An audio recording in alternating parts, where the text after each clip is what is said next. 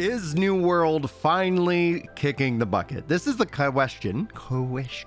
Man, I really wish I could speak sometimes. It is not a skill that I possess in any capacity. So thank you so much for being here, by the way. Today, I want to dive into, obviously, the subject at hand. We are seeing lots of conversation, again, about the death of New World. It's finally happening. Player population is, as at its lowest point that it's ever been in history. And I've said in the past that whenever there's a floor, the thing I look at in a concerning way is that when that floor is beaten by another floor. So we actually just take a look at the numbers right now. The current average player base, this isn't the total player base, this is the current average player base, looking at just under 10,000, and this is a far drop from its previous floor into the 1300s, or actually, excuse me, in the 1100s in this case. So now we're seeing a continual drop. And so I thought I'd spend a little bit of time today in this video to kind of talk to you guys about what's going on and the reason why. And anybody who is a longtime New World player probably knows my answer, and it's that where's the content? Content is the key aspect of any game's ebb and flow. But I got a comment as well, which I thought was interesting. It says, let me see here, just pull it up here. Boop. I can't believe that you made a returning player's guide when everyone is leaving in leaps and bounds. You're a nice guy and you make nice videos, at least. Best of luck. So thank you so much. Honestly, Ted, you are a freaking legend. But let's go ahead and get back into the numbers themselves.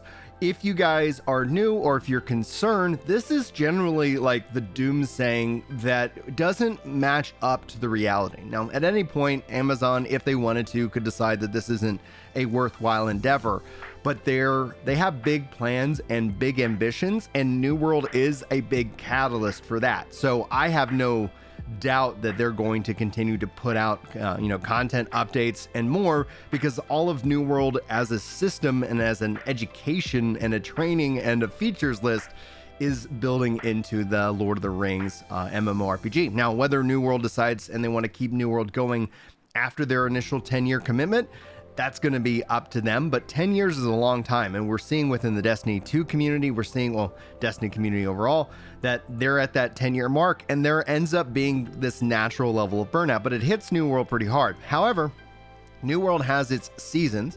A lot of people take the main number that it got up to in terms of that and trying to use that to beat New World over the head. That isn't a pure representation of the community. What is a general representation of the community is when you start to look into the 67,000 and the 137,000 peak concurrency here. Now, what happens along these same lines is that these are events and marketing campaigns. This has a huge impact on New World's success. It isn't just about the content communication and the consistency of which I think that they're communicating, and they're consistently making problems for themselves with obviously the delay of season 5.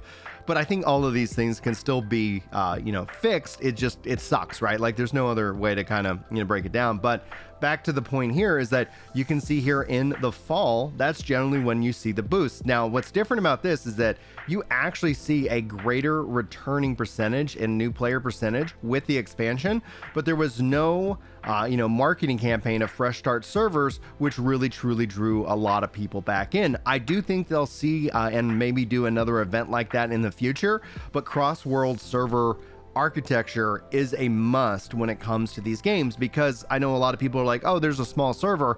A small server is and can be an attractive thing to a lot of players, where you don't have to compete over all the resources and the wars and more, but this way you're also not cut off from the OPRs and the expeditions, and those two things are in, but the other systems need to get put in, and those need to be all in place, especially before Lord of the Rings, or especially before this game ends up winding up on console, which I believe is going to happen. I don't know if it happens this year, but I do think that there is an announcement coming on that maybe sometime this June. We'll see if I'm right on that prediction. Ultimately, time will tell. But back into the numbers, you can see here with content, people do return. And generally speaking, January, February, March, April, May, June are the darkest, months for this game and its cycle. And that is in and of itself, honestly, a good thing. It's good that people take breaks and it's good that people come back. What you want to see is red and green. Otherwise, you end up, if you just have nothing but green and green and green, I'm sure they'd like it. But I think that ends up being a bigger risk for a bigger, kind of drawback. And that would be something where I would see something like Destiny. But it's a rare thing also that a game has green and green and green. I think right now, Helldivers 2 would be the exception. A lot of people checking out that game. It's great. The other thing you have in terms of this is that they have been doing more fundamental, foundational changes to the game, aka controller support, cross-world server. These things I think are going to add in a lot, especially when people start to return. So people are starting, people are returning, people are leaving. Right now, obviously, they're leaving in leaps and bounds with you see a big population percentage drop from the expansion. I actually took this expansion off because I wasn't interested in waiting in queues, and I think that's the other big foundational problem New World has right now. But the core of this is, why do people leave?